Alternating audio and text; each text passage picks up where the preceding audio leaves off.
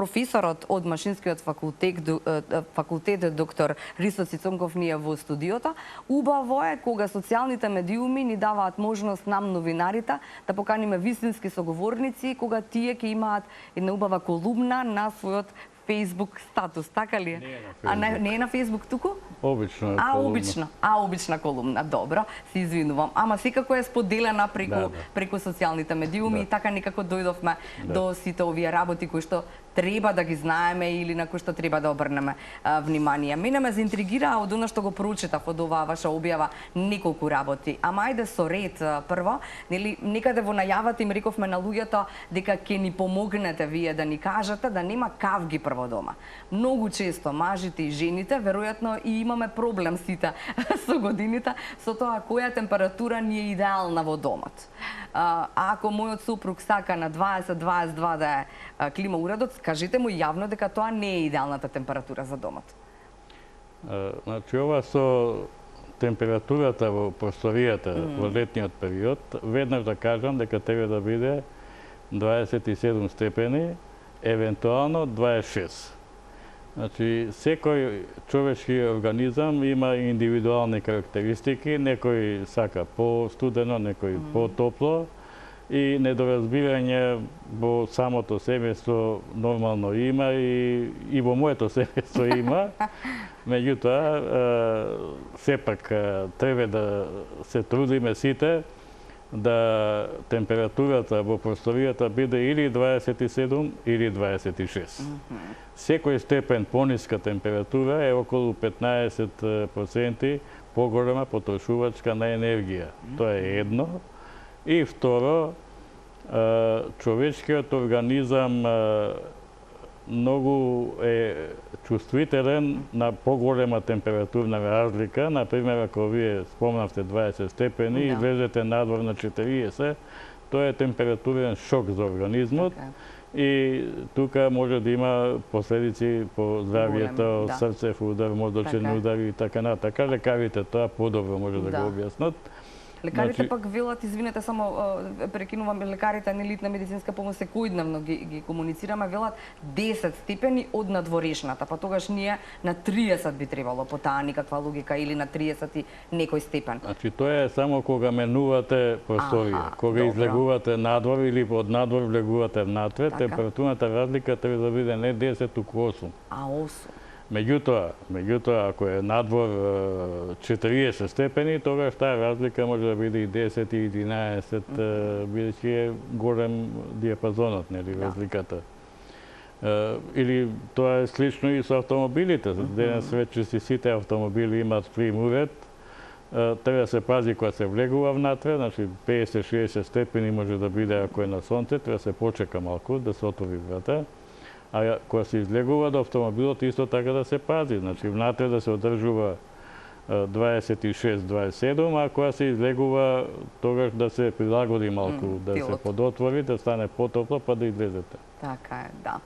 Значи, ајде да им кажеме уште на гледачите дека ако намалуваме нели на температурата на самиот клима уред, всушност ние и ја зголемуваме својата потрошувачка, генерално потрошувачката на електрична енергија на цела република, нели не е само и за сметката која што ќе дојде на крајот на денот. Па еве ви кажувам, значи за 1 степен ако свинеме температурата од 26 на 25 или од 26 на 24, веќе тоа се околу 30% поголема потрошувачка на енергија.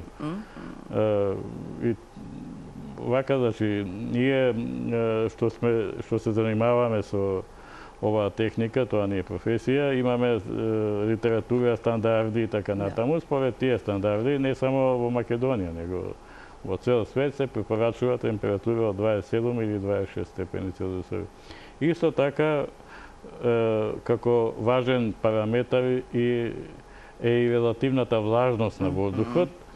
Таа треба да биде околу 50 степени во просторијата, меѓутоа може да биде во интервал од 40 до 60%.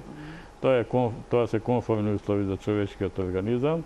Веќе ако има над 60, тогаш тоа е поголема релативна влажност. Имаме среќа ние во Македонија што релативната влажност во летниот период е во, би рекол, не во идеални, но во прифатливи граници. има региони во светот кај што ладењето го прават не заради температурата, туку заради облажување на воздухот. Воздухот е со 100%, 90% влажност, не може да дишат од таа голема влажност. Така е, како велат на Малта, не можеш пишкир да исушиш заради таа влажност која што се чувствува цело време. Во некои региони првостепена улога на климоведите е да го одвлажуваат воздухот од 90% да го направат на 50%. Така е. Уште еден интересен дел за мене беше делот дали мора да се носи сако и вратоврска, нели одело и вратоврски и така натаму, кога станува збор да речеме за фирми, администрација и се нешто, кога е температурата 40 степени, кога навистина не ти е ниту пријатно, па тогаш нели го вклучуваш клима уредот на најмалку што може за да се оладиш и потоа настануваат проблемите. Човечкиот организам самиот кажува дека со костум на 40 степени не се седи, ќе се испотите веднаш. Проблемот е што има многу работени во институции, во државни органи и така натаму, кај што заради некои конзервативни сваќања носат костуми летно време и вратоврска. За да имате костуми вратоврска, температурата во просторијата треба да биде 20 степени. 20-21 степен. Значи не може да биде 27, ќе се испотите. Затоа моја препорака е тоа ќе биде во цел свет. За 10-20 години еве во Јапонија почнаа лани вратоврска да не носат летно време, овозможија на службениците во владините институции и други државни институции. Меѓутоа и ќе почнат и сакоата да ги вадат летно време, за да може... Да, пристојно може да обличате само кошула, да речеме. Значи, тие се веќе конзервативни некои правила, тоа се ќе се менува. Може да се смене, зошто да трошиме толку енергија? Така е. Дошто кога може вака со кратки ракави. Да. И тоа е, нели? Дури јас замислувам дека мојата претпоставка е дека климатските промени ќе бидат се полоши и полоши, со поголем интензитет, дека за неколку децении луѓето ќе одат и во канцеларии со кратки панталони. И со кратки панталони? Да. За едно 30-40 години. Да, кога веќе ги споминавте климатските промени, сте дел од тимот кој што го прави тој извештај, нели околу... Бев 2003 година уредник на првиот национален извештај, меѓутоа после него има уште неколку извештаи. Добро, што кажа тој извештај и што се вашите прогнози за се она што ни следува? Споминавте дел од приказната. Па добро, тој извештај, национален извештај за климатски промени прави секоја земја и мора да го доставува до Обединетите нации, таму си има посебно тело за климатски промени. Првиот извештај Република Македонија го предаде 2003 година, а се подготуваше 2-3 години пред тоа. Работеа тимови по разни области. Носител беше главно МАНУ. Главен дел во тој извештај е енергетскиот сектор. Значи, главните емисии на стакленички гасови кои што создаваат глобално загревање е секторот енергија. Во Македонија негде 70% од емисиите на стакленички гасови е од тој сектор. Сега, во Македонија се правеше анализа во тој извештај од РЕК, од Осломе, Кичево, потрошувачка, каде во индустрија, во домакинства и така натаму.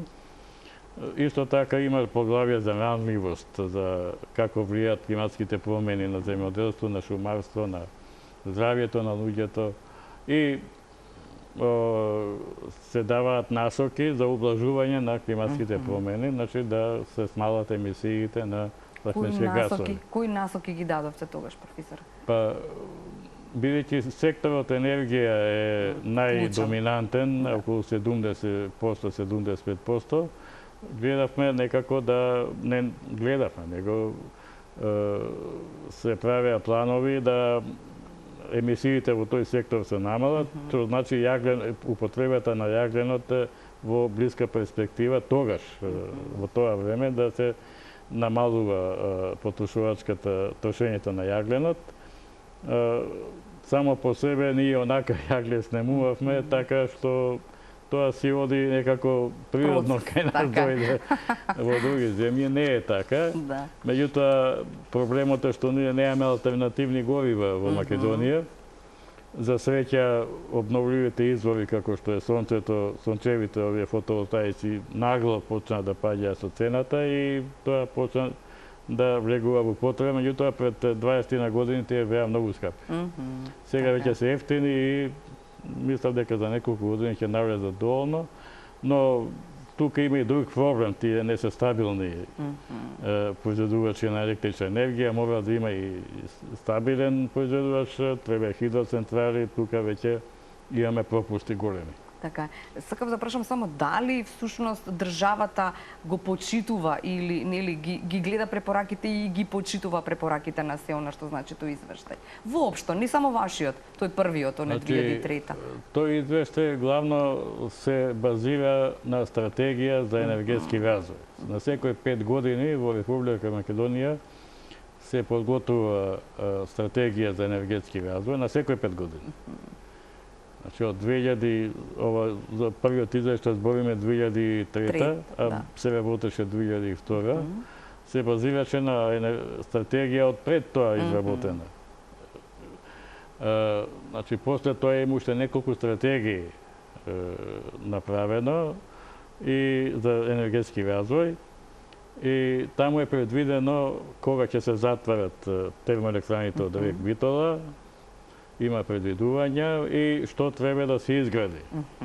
Веднаш да кажам дека Република Македонија не ги следеше тие планови. Значи, плановите не се направија како што беше предвидено во тие стратегии, во тој извештај за климатски промени. Има нови извештаи за климатски промени во меѓувреме.